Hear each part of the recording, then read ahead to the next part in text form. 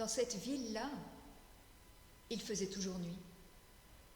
Alors bien sûr, il y avait les nuits de pleine lune, les nuits remplies d'étoiles, mais aussi les nuits noires. Et à la fin de la nuit, il y avait toujours la nuit. Et les nuits succédaient aux nuits. Et puis un jour, enfin plutôt une nuit, un voyageur est arrivé. Il a regardé la ville, les rues, les maisons, les lumières. Il a regardé les gens qui allaient, qui venaient, qui couraient.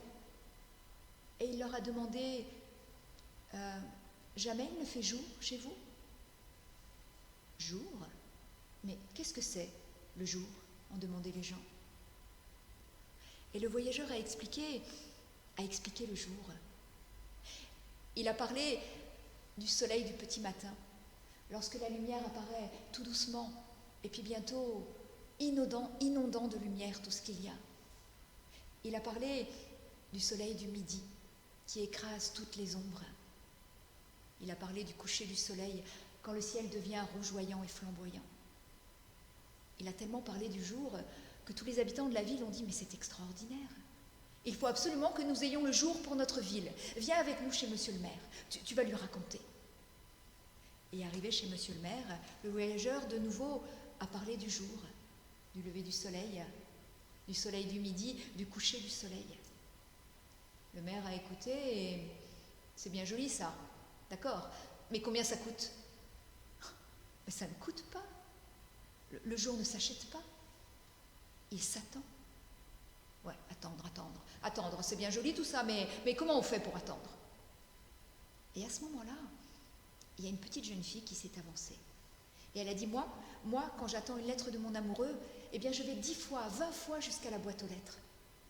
C'est peut-être comme ça qu'il faut attendre le jour, comme une lettre d'amour. Et puis un poète s'est avancé. Et il a dit, moi, quand je cherche un beau mot ou une rime, eh bien je ferme les yeux et je regarde dans ma tête.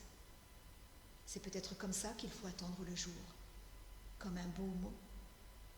Et puis Huguette, la boulangère, s'est avancée, elle a dit, moi quand je mets mon pain à cuire et que j'attends qu'il soit cuit, eh bien je respire. C'est peut-être comme ça qu'il faut attendre le jour, comme un bon pain. Et bientôt, tout le monde s'est rendu compte qu'il savait exactement comment faire pour attendre. Oui, mais le maire a encore grogné. Il a dit, oui, mais c'est bien joli tout ça, mais combien de temps ça va prendre? Et tous les habitants ont dit, mais il n'y a qu'à commencer tout de suite.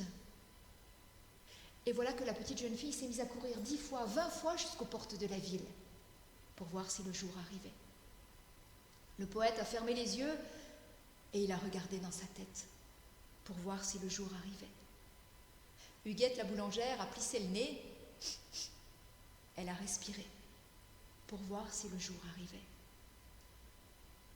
Et puis bientôt, juste au-dessus du toit de la plus haute des maisons, on a vu une fine ligne de lumière.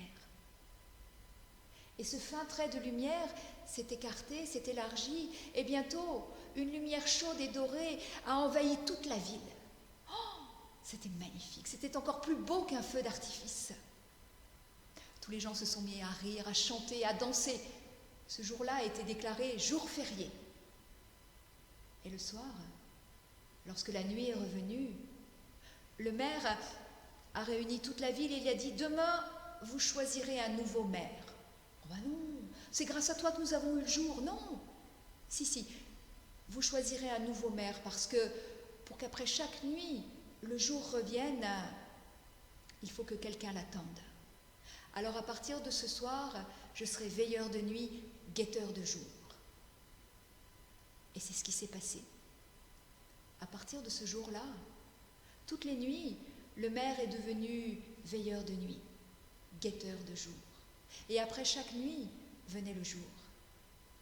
Et certaines nuits, quand Huguette, la boulangère, ou le poète se promenaient dans les rues et rencontraient le veilleur de nuit, guetteur de jour, il lui disait « La nuit est noire, on a l'impression qu'elle ne va jamais finir. » Mais il lui répondait « Ne craignez rien, le jour viendra, je l'attends. »